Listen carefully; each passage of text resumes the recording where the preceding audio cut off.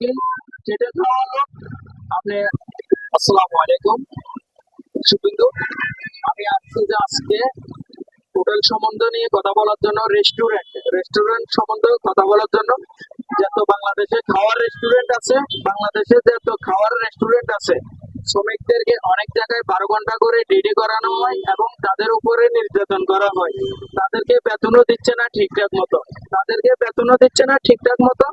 মাননীয় প্রধানমন্ত্রী, আপনার কাছে এটাই আবেদন।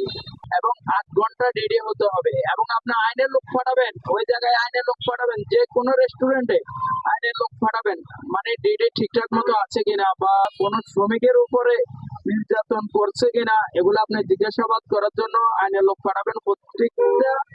প্রত্যেকটা রেস্টুরেন্টে প্রত্যেকটা শ্রমিকের জিজ্ঞাসা হোক তোমাদেরকে কি নির্যাতন করে, তোমাদেরকে ঠিকঠাক মতো বেতন দিচ্ছে, তোমাদেরকে বেতন দিচ্ছে কিনা ঠিকঠাক মতো।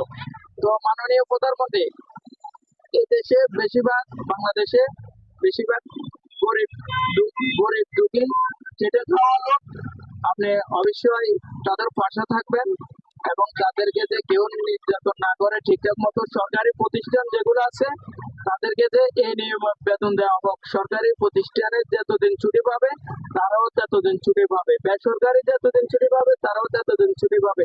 ইনশাল্লাহ আমার শ্রমিক ভাইয়েরা বোনেরা যেন কোনো কষ্ট না করে, ঠিকঠাক মতো বেতন দিচ্ছে কিনা বা ওভার টাইম করছে কিনা, 8 ঘন্টার উপরে কোনো শ্রমিকদের ডিউটি না করে, এটি আপনার কাছে অনুরোধ।